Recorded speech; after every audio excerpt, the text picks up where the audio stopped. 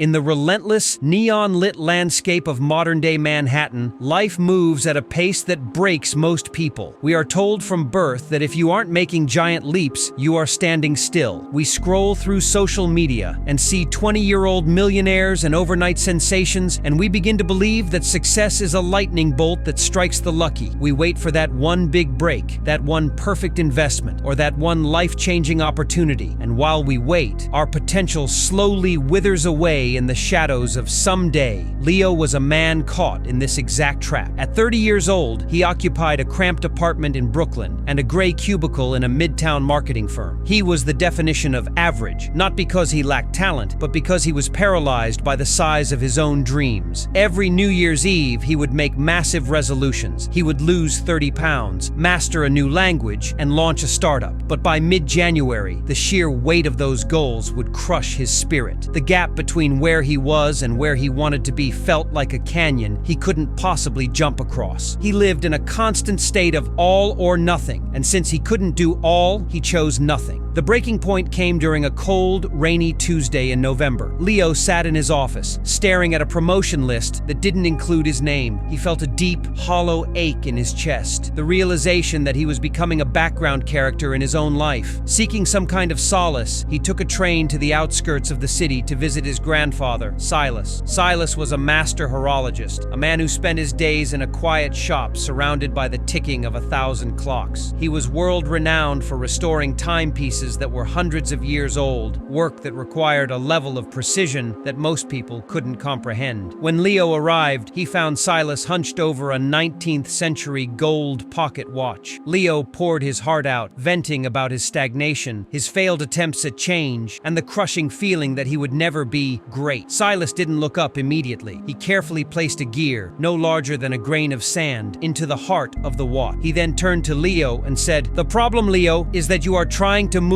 the hands of the clock by force. But a clock doesn't move because someone pushes the hands. It moves because 1,000 tiny gears are turning perfectly, one tooth at a time. You are looking at the mountain and crying because you can't fly to the top, instead of looking at the inch of dirt right in front of your shoe." Silas handed Leo a simple black leather journal. "I want you to try an experiment for 1 year," he said. "Stop trying to change your life. That's too big. Instead, just try to win the next 24 hours by 1%. If you want to be a writer, write 1 paragraph. If you want to be fit, do 1 push-up. If you want to be smart, read 1 page. Don't do more, even if you feel like it. Just commit to the 1%. Leo was skeptical. It sounded too simple to be effective, but he was desperate enough to try. He decided he would focus on 3 areas: health, knowledge, and his career. The first month was almost embarrassing. While his friends were posting about their grueling 2-hour CrossFit sessions, Leo was doing 5-minute walks around the block. While others were bragging about hustling until 3 a.m., Leo was simply spending 10 minutes organizing his morning schedule for the next day. He felt like he was doing nothing, but something strange began to happen in the second month. Because the tasks were so small, he never failed. He never had an excuse to skip. The habit of winning started to replace the habit of quitting. The resistance in his mind began to melt away because he wasn't asking himself to climb a mountain anymore. He was just asking himself to move an inch. By the 6-month mark, the invisible inch began to compound. Those 5-minute walks had naturally evolved into 3-mile runs because his body felt stronger. The 1 page of reading had turned into 30 pages a night, and he had already finished 12 books on consumer psychology, more than he had read in the previous 5 years. In his office, he didn't try to overhaul the company's strategy overnight. He simply made 1 small improvement to his reports every single day. He stayed 5 minutes later than everyone else to double-check his data. He spoke up just once in every meeting with a well-researched point. By the end of the year, Leo was unrecognizable. It wasn't that a single big event had changed him. It was that the thousands of tiny 1% improvements had built a completely new version of the man. His skin was clear, his posture was confident, and his mind was a library of knowledge. When the next promotion cycle arrived, Leo didn't just get the job. He was offered a director-level position. His boss told him, "It wasn't one specific project, Leo. It was the fact that every single day for the last year, you were slightly better than the day before. You became the most reliable person in this building." Leo went back to the clock shop to show his grandfather the journal. Every page was filled with small victories. Silas smiled and pointed to a massive grandfather clock in the corner. People see the time change, but they never see the gears moving. That is the secret of the world, Leo. Greatness is not a destination. It is a direction. It is the steady, relentless accumulation of small advantages. 1% may seem invisible today, but over time, it is the most powerful force in the universe. You didn't find success. You built it, 1 inch at a time. Leo finally understood that he didn't need a miracle. He just needed to show up for that next 1%.